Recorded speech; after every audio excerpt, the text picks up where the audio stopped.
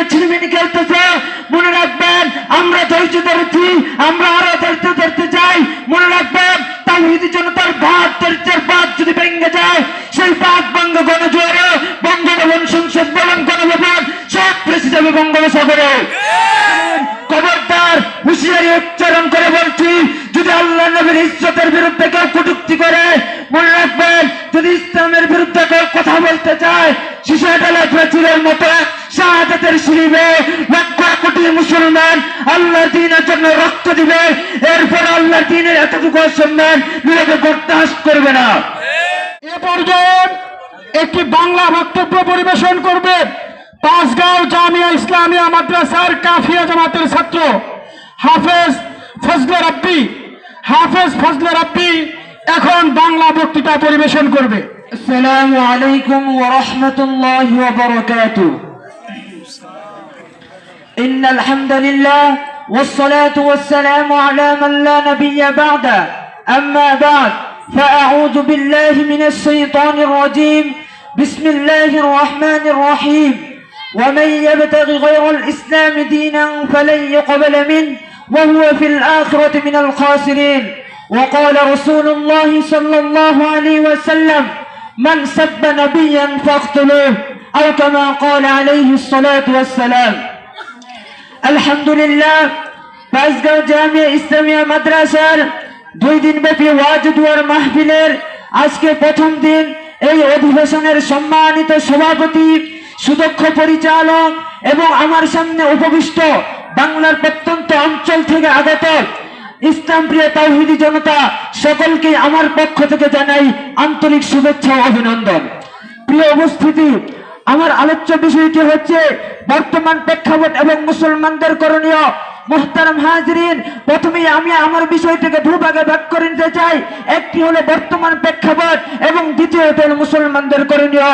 মুহতারাম হাজিরিন, বর্তমান প্রেক্ষাপট নিয়ে কথা বলতে গেলে অনেক কিছুই বলা যায়। তোর মধ্যে আমরা যদি তাকাই, আমরা দেখি এই যে কিছুদিন পরে পরে নবীজিকে নিয়ে কটূক্তি করা হয়। ভারত কয়েকদিন পর পরই আমাদের নবীর ইজ্জত নিয়ে ছিনিমিনি খেলে। নুপুর শর্মার ঘটনার রেশ কাটতে না কাটতে রামজি মহারাজ নিজের নারায়ণ রানে তারা আবার আমার নবীকে কটাক্ষ করেছে, কটূক্তি করেছে। হিন্দুত্ববাদী মোদী সরকার আজ পর্যন্ত তাদের বিরুদ্ধে কোনো পদক্ষেপ গ্রহণ করেনি। মুহতারাম হাজিরিন, গোটা ভারত জুড়ে মুসলমানদের রক্তে আগুন লেগেছে। মনে রাখবেন, ভারতের মুসলমানদের রক্তের আগুন বাংলাদেশেও ছড়িয়ে পড়তে শুরু করেছে। আমরা আমাদের সরকারকে স্পষ্ট দাবি জানাতে চাই, মুসলমানদের সেন্টিমেন্ট বোঝার চেষ্টা করুন। প্রয়োজনে ভারতের সাথে কূটনৈতিক সম্পর্ক ছিন্ন করুন, রাজনৈতিক সম্পর্ক ছিন্ন করুন, ব্যবসা বাণিজ্যের সম্পর্ক ছিন্ন করুন। কেননা আল্লাহ নবীজি সাল্লাল্লাহু আলাইহি ওয়াসাল্লামকে তারা গালি দিবে, আর বাংলাদেশ থেকে তাদের জন্য টনকে টন ইলিশ পাঠানো হবে। এই ফিরিত বাংলাদেশের মুসলমানরা পছন্দ করে না। মুহতারাম হাজিরিন, আজ খুবই ভারাক্রান্ত মনে বলতে হয়, এই যে হিন্দুত্ববাদ, তারা আমাদের নবীজি সাল্লাল্লাহু আলাইহি ওয়াসাল্লামকে গালি দিতেছে, আমাদের মসজিদগুলো ভাঙতেছে, আর আমাদের মধ্যে থেকে কিছু কুলাঙ্গার বেহায়া তাদের দুর্গাপূজা চলতেছে সেটার মধ্যে যায় এবং বলে ধর্ম যার যার, উৎসব সবার। আমি বলে দেই, তুমি যদি এটা বলো তাহলে এটাও মানতে হবে, বিয়ে যার যার বউ সবার, দোকান যার যার মাল সবার, পুকুর যার যার মাছ সবার। মুহতারাম হাজিরিন, আমরা যদি কিছুদিন পূর্বের দিকে তাকাই, আমরা দেখি মুসলমানরা নাকি হিন্দুদের মূর্তি পাহারা দিবে। আরে ভাই, আমরা তো সেই আল্লাহ তাআলার প্রতি মানে নিছি, আমরা কেন সেই মূর্তিগুলোকে পাহারা দেব? আমরা যেমন নাকি মূর্তিগুলোকে পাহারা দেওয়ার কথা বলি না, তেমনি আমরা মূর্তিগুলোকে ভাঙার কথাও বলি না। মুহতারাম হাজিরিন, এই হলো বর্তমান প্রেক্ষাপট। এবার বলা যাক মুসলমানদের করণীয় সম্পর্কে। আমাদের মুসলমানদের করণীয় হলো, এই যে তারা একের পর এক ঘটনা ঘটাইতেছে, এই যে তারা আল্লাহ নবীর ইজ্জত নিয়ে ছিনিমিনি খেলতেছে, মনে রাখবেন আমরা ধৈর্য ধরেছি, আমরা আরো ধৈর্য ধরতে চাই। মনে রাখবেন তাওহীদি জনতার বাদ ধৈর্যের বাদ যদি ভেঙে যায়, সেই বাদ ভঙ্গ গণজোয়ারে বঙ্গভবন, সংসদ ভবন, গণভবন সব ফেসে যাবে বঙ্গোপসাগরে।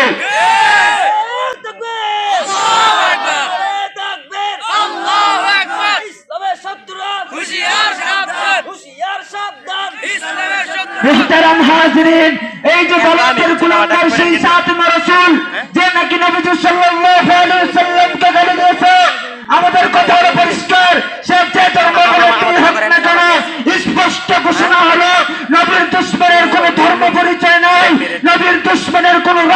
রাজনৈতিক পরিচয় নাই, নবীর দুশ্মনের কোন গোত্রীয় কোন বংশীয় পরিচয় নাই, নবীর দুশ্মনের একটাই পরিচয়, হে মানবতার দুশ্মন, হে বিশ্ব সভ্যতার দুশ্মন, হে আল্লাহ নবীর দুশ্মন, সে আমাদের জানের দুশ্মন।